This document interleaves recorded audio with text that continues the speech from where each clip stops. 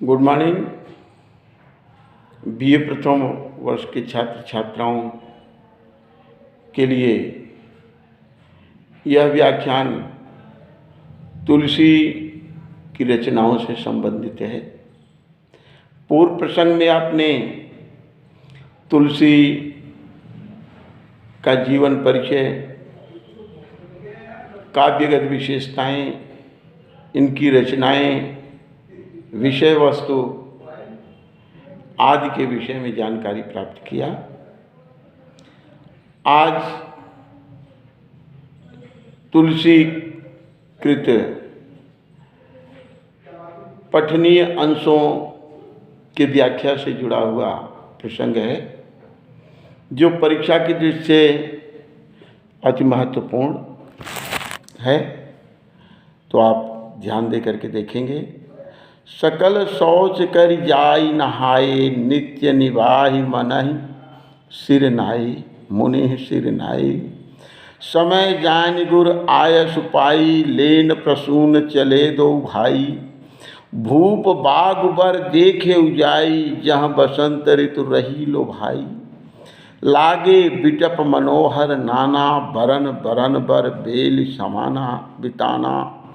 नव पल्लव फल सुमन सुहाए, निज संपत्ति सुर रुख रुख सजाए। और चातक कोकिल कीर चकोरा, कूंजत बिहग नचत कल मोरा। मध्य बाग सर सोह सुहावा, मन सो पान विचित्र बनावा। और विमल सलिल सरसिज बहुरंगा, जल खग कूंजत गुंजन भंगा। बाग तड़ाग बिलो की प्रभु, हर के बंधु समेत। परम रम्य आराम यहु, जो राम ही सुख दे। यहाँ पर कवि ने वाटिका प्रसंग का अत्यंत प्राकृतिक मनोरम दृश्य उपस्थित किया है, जहाँ मुनि विश्वामित्र के साथ राम और लक्ष्मण विश्राम कर रहे हैं। प्रातःकाल का समय है। गुरु विश्वामित्र को प्रणाम कर राम और लक्ष्मण उनके पूजा हेतु प्रसून पुष्प लेने के लिए वाटिका की ओर प्रस्थान करते हैं। वो राजा जनक की सुंदर वाटिका को देखते हैं। ऐसे प्राकृतिक सुंदर दृश्य को देखकर ऐसा प्रतीत होता है जैसे स्वयं बसंत ऋतु ही मोहित होकर वहाँ पर वास करने लगी हो। नाना प्रकार के सुंदर बिटप को देखकर, वृक्षों को देखकर, प्रकृति के अनुपम सौंदर्य को देखकर उनका मन आनंद विभोर हो उठता है।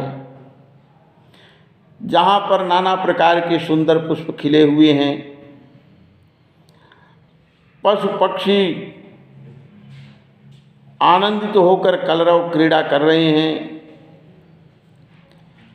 जिसे देख राम का मन हर्ष से प्रफुल्लित हो उठता है। इसी प्रसंग का वर्णन तुलसीदास जी इस प्रसंग के अंतर्गत करते हैं। सकल सात शौच कर जाई नहाए, यानी प्रातःकाल होते ही राम और लक्ष्मण सकल शौच कर यानी नृत्य क्रिया से निवृत्त होकर स्नान करके जाय नहाए, यानी स्नान करके नित्य निवाहि मन ही सिर नाए।